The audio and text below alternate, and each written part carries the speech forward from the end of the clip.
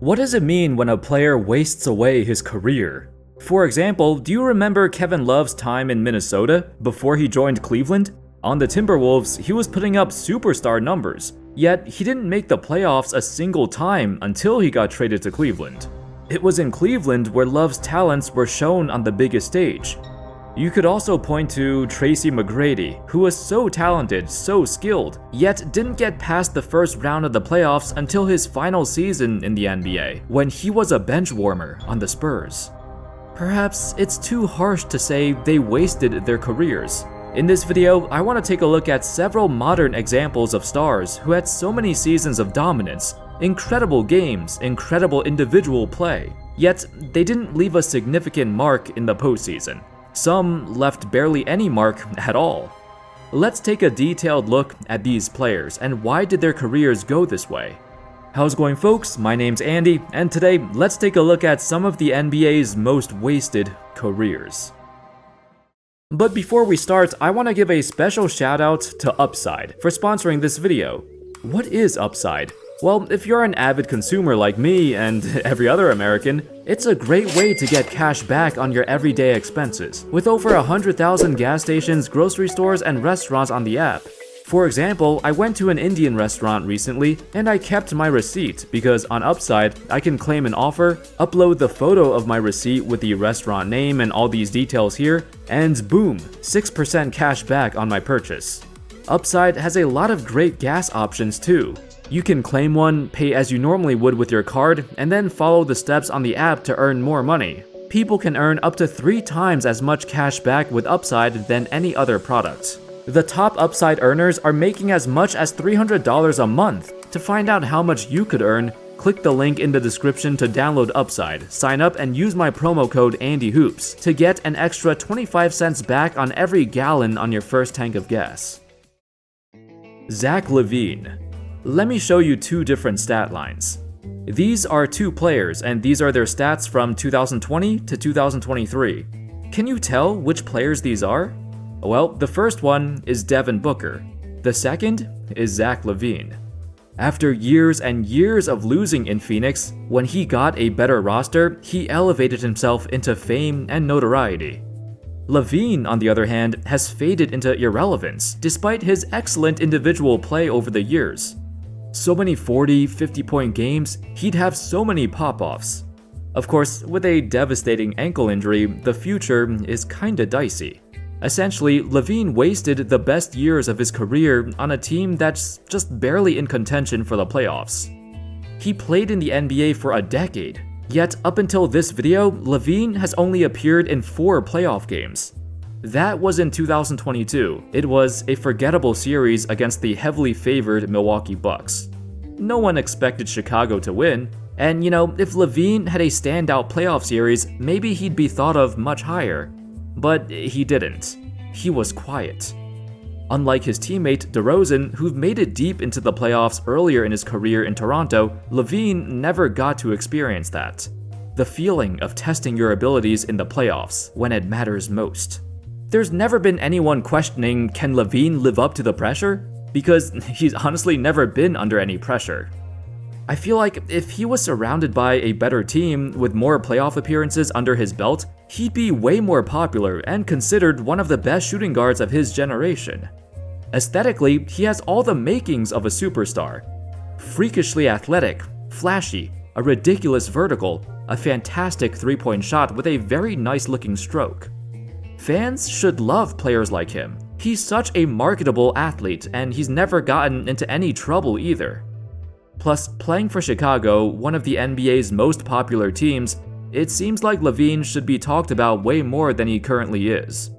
But because his playoff resume is almost non-existent, he doesn't get the recognition. It's not like he's, one of those empty stats players. I hate that term because LaVine is not a chucker. He's a very efficient shooting guard who excels in the 2 most popular areas of scoring, at the basket and from the 3-point line. The dude would be an exceptional fit on any playoff team because he's great off the ball too, one of the NBA's best catch-and-shoot players and a very effective cutter. While LaVine has displayed frustration with his team's situation, even saying, quote, there's no excuse for us to keep losing. He also never tried to force a trade. I guess you could see this as a good and bad thing. On the bright side, he's not engulfed in any drama. On the negative side, maybe he doesn't care about winning that much. In fact, he already secured the bag with a contract worth over $200 million, so maybe he's content with where he is, and his playoff ambitions have taken a back seat. DeMarcus Cousins. From 2014 to 2018, DeMarcus Cousins averaged 26 points a game, 12 rebounds, and 4 assists. 4 straight All-Star appearances, the NBA's best center during an era where the center position was very weak. Heck, he was top 5 in scoring for several seasons. Yet in over 6 years in Sacramento, the Kings never made a single playoff appearance. Heck, even in New Orleans, when paired with Anthony Davis in the most star-studded front court in the entire league, the Pelicans made a playoff run after he went down with an injury. It was a devastating Achilles injury that he would never recover from. However, throughout his time in Sacramento, he wasn't completely devoid of blame either. In his early years, Cousins had major attitude issues. He would be lazy on defense, too slow getting back because he's yelling at the ref, and his emotions always got the best of him. Cousins would always be near the top of the charts in technical fouls and ejections, 2 stats that you don't want to lead the league in. It was obvious the talent was there, but his head wasn't. Honestly, I think Cousins wasted so much of his talent. Even during his best years, he would not take advantage of his size. Remember, he played in an era where small ball was rampant, so theoretically, a guy as big and skilled as Cousins, he should have a huge advantage over smaller lineups. Sadly, he resorted to a lot, and I mean a lot, of long jumpers. Over 50% of his shots came outside of the paint. And he wasn't a good mid-range shooter either, averaging 35% from mid-range for his career. Besides all of his emotional outbursts, this was the biggest criticism of his game. He would settle far too often, even when he has a huge mismatch almost every night. It wouldn't be until the 2019 playoffs when DeMarcus Cousins made his first appearance in the postseason. However, this was after his Achilles injury, so he wasn't the same player he used to be. In fact, in 12 seasons in the NBA, he only played in 20 playoff games, and all of them happened way after his best years were over. Cousins didn't just have the most wasted career of the 2010s, but also the most wasted talent, because with his ridiculous arsenal of skills, he should have been better. He should have dominated, in the same manner as Giannis or Joel Embiid. Alas, that never happened. Nikola Vucevic. Another Chicago Bull makes the list, but in this case, it's primarily his career with the Orlando Magic that got wasted. Back in Orlando, Vucevic, on paper, should have been one of the best centers in the entire NBA. He was an automatic 20 and 10, on top of being an incredible passer for his position. When we see Jokic hit Aaron Gordon with these phenomenal passes, before this, we used to see Vucevic do the same thing. Obviously, he doesn't have the same level of court vision as Jokic, but he's pretty damn good at passing too. Early in his career, he arrived in Orlando as part of the notorious Dwight Howard trade. The Magic received a bunch of assets in return, in particular 3 first-round picks, but Vucevic ultimately became the most important player in this deal, but not for the reason you think. Sure, he blossomed into an all-star in Orlando. Sure, he recorded some excellent stats over the years. But most importantly, the Magic traded him away in a package that eventually started their journey back to relevance. Wendell Carter Jr. was a nice acquisition, but the 2021 first-round pick they got from Chicago turned into the number 8 pick of the draft, Franz Wagner, now a major piece of their core.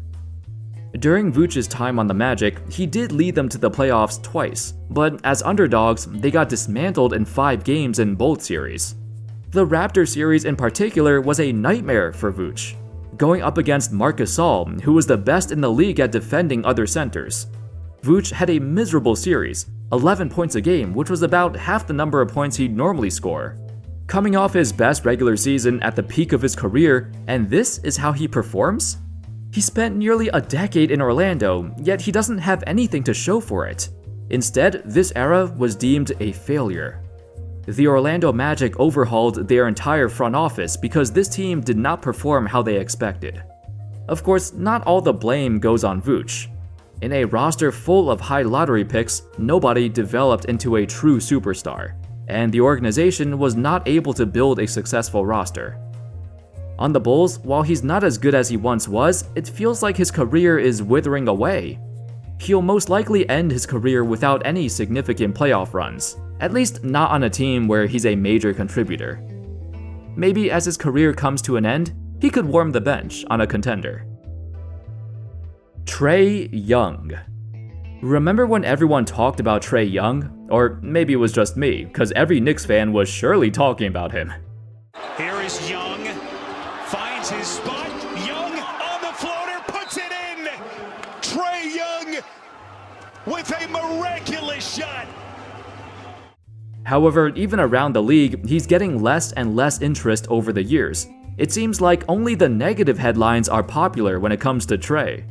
You don't hear him talked about much, but he's still one of the best point guards in the league. He's still averaging 26 and 10, and he's still the same player he's always been, which could be a good or a bad thing. Unfortunately, with the Hawks being stuck in no man's land, the 8th, 9th, 10th seeds, with very little hope to make a playoff run, Trey's production is being put to waste, along with his declining reputation. Back in the 2021 playoffs, Trey had two excellent series, one against the Knicks, the other against the Sixers. It was this playoff run that put him on the map, and most fans believed he was going to be up there with the greatest players of this new generation. As the years went by, his game slowly unraveled, and the allure of seeing this small 6'1" point guard launch absurd three-pointers became not as exciting as it used to be. You can point to his passing or his handles, both of which are very good. But the main draw of Trey Young has always been his three-point shooting. As a rookie, he drew comparisons to Steph Curry. Percentage-wise, for his entire career, he's actually just barely an average three-point shooter. So there's several things with Trey that prevented him from reaching another level. One, his lack of size. Listed at 6'1", 164 pounds. Out of all qualified players in the NBA, only Jacob Gilyard is lighter than Trey, and he's 5'9". Because of his small stature, Trey doesn't handle contact very well. He rarely shoots at the rim at all. In the 2023-24 season, only 12% of his attempts are at the basket, and he only converts 58% of them. 58% at the rim is also his career percentage. That number pales in comparison to Steph Curry's 65% at the rim, or Tyrese Halliburton's 69% at the rim, or Shai Gilgeous-Alexander's 67% at the rim. Because of his lack of size, he has trouble finishing, so he has to shoot. And over time, his tendencies have become more and more predictable. Even so, he's still a great offensive player, and his passing has become underrated. Above all else, the biggest dilemma he has is his situation with the Hawks. The Hawks are simply not a good team. When they brought in DeJounte Murray, he was supposed to help cover for Trey on defense and be their secondary playmaker, so Trey gets to play off the ball more, kinda like what Curry does. Instead, they're kinda just taking turns.